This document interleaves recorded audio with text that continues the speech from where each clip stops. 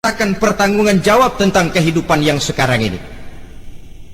Saudara hadirin, oleh sebab itu kalau kita bicara soal kiamat, soal akhirat, ini memang masalah yang gaib, yang sepenuhnya tidak bisa dicernakan dengan kemampuan penalaran intelektual. Dasar di dalam membicarakan ini tidak lain adalah iman kita kepada Allah Subhanahu wa ta'ala. Bukan cuma zaman sekarang, dari zamannya Nabi. Orang itu kalau sudah bicara kiamat, bicara akhirat, ada yang ragu-ragu, ada yang menolak sama sekali. Bukan dari zaman sekarang, dari zaman dulu. Pernah kok satu saat Rasulullah itu dakwah menceritakan, saudara-saudara, akan terjadi kiamat di mana Allah akan membangkitkan manusia dari kuburnya untuk memintakan pertanggungan jawab. Ini dalam dakwahnya Nabi pidato macam itu. Apa reaksi orang?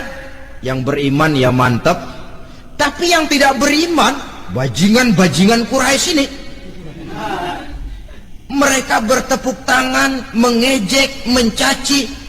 Malahan ini yang luar biasa, ada dua orang kafir namanya Ubay bin Ka'ab dan Al-As bin Wa'il. Mendengar pidato macam ini, mereka buru-buru pulang ke rumah. Ngapain? Ngambil pacul. Lalu berangkat nyari kuburan tua. Dia gali itu kuburan, tulang-tulangnya diangkut, dibawa ke depan Nabi. Ya Muhammad, tulang-tulang yang udah hancur begini, siapa yang bisa ngidupin lagi? Yang macam-macam aja kamu Muhammad, nggak rasional, nggak masuk akal. Allah menjawab. Apa kata Allah? وَضَرَبَ لَنَا مَثَلًا وَنَسِيَ خَلْقَهُ قَالَ مَنْ يُحْيِي الْعِظَامَ وَهِيَ رَمِيمٌ قُلْ يُحْيِيهَا الَّذِي أَنْشَأَهَا أَوَّلَ مَرَّةٍ وَهُوَ بِكُلِّ خَلْقٍ عَلِيمٌ. Mereka memberikan perumpamaan kepada kami, kata Allah. Mereka melupakan asal kejadiannya. Mereka bertanya, siapa yang sanggup menghidupkan tulang belulang yang sudah hancur kayak begini?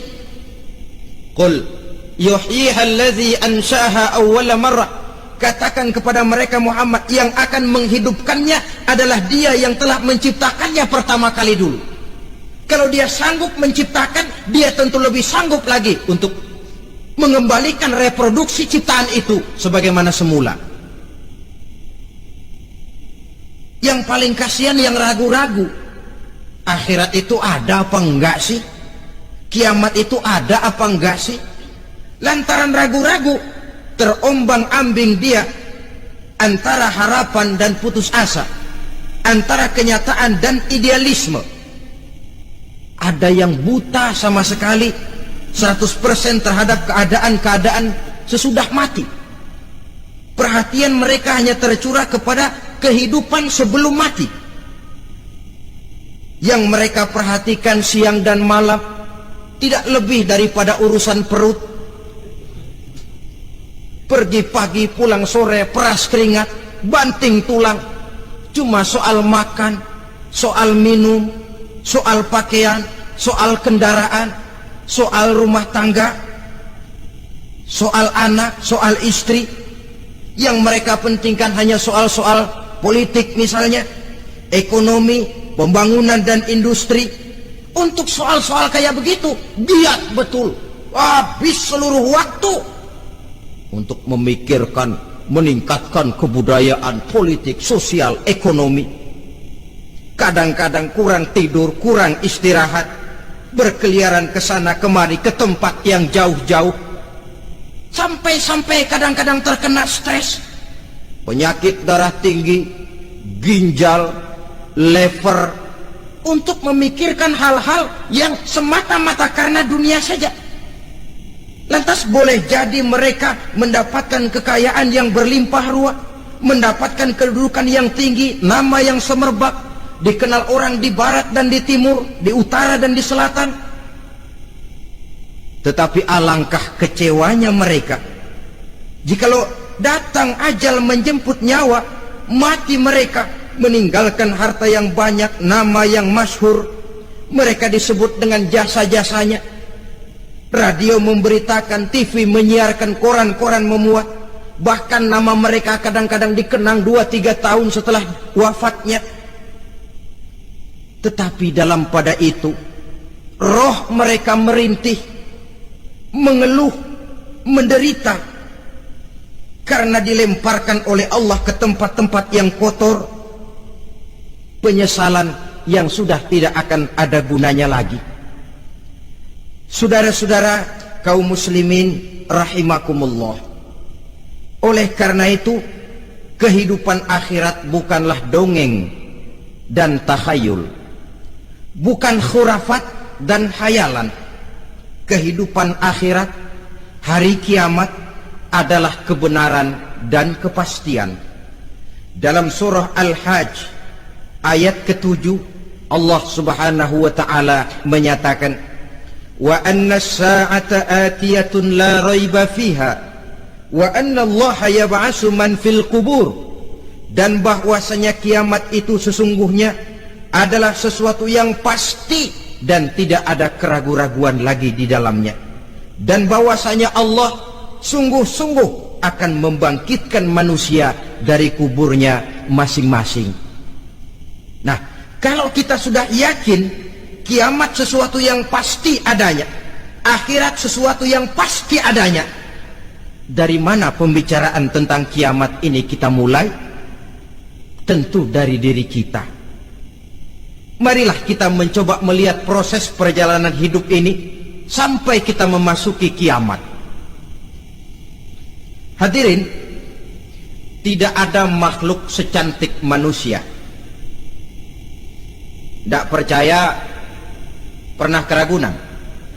Nah, saudara masuk ke kebun binatang, segala macam makhluk ada di situ, ratusan macam jenis binatang. Bandingkan dengan saudara, kira-kira cakep mana?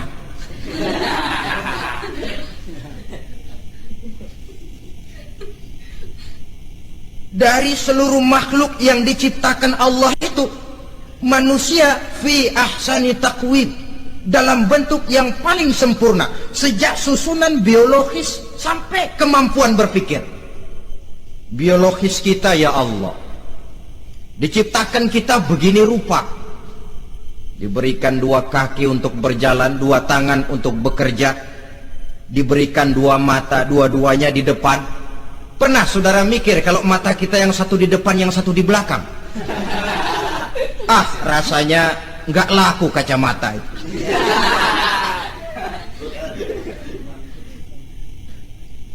Diberikan hidung dengan 2 lubang, tahu betul Allah ke bawah lagi lubangnya. Coba pikir kalau lubang hidung kita menghadap ke atas, aduh, kalau musim hujan repot jagain hidung. Laqad khalaqnal insana fi ahsani taqwim. Sungguh telah kami ciptakan manusia dalam bentuk kejadian yang paling sempurna ketimbang makhluk-makhluk Allah lainnya. Nah, kesempurnaan manusia ini oleh karena hidupnya terdiri dari 2 unsur pokok. Pertama unsur jasmani dan kedua unsur rohani, jasad dan roh. Jasad yang terlihat sekarang ini, potongan saudara yang ngejedok di depan saya ini jasad saudara. Ini yang berasal dari sari pati makanan yang dimakan oleh bapak ibu kita. Lalu hasil kerjasama yang baik antara ibu dengan bapak, terwujudlah kita. Kalimat langsungnya, jasad ini berasal dari tanah, yang tadi berubah dari bayi, remaja, dewasa, meningkat hari tua. Yang berubah itu jasmani kita. Kenapa? Karena jasmani itu materi, benda, daya tahannya terbatas. Dia berubah oleh pergeseran massa dan pertukaran waktu. Apa ada orang makin tua makin cakep? Jasmani oleh karena dia materi, dia berubah oleh pergeseran masa dan pertukaran waktu. Nah, yang menyebabkan jasmani itu bergerak karena ada roh di dalamnya. Ini yang menyebabkan kehidupan. Ini yang menjadi sumber kehidupan, pusat kesadaran dan pengertian dalam kehidupan manusia.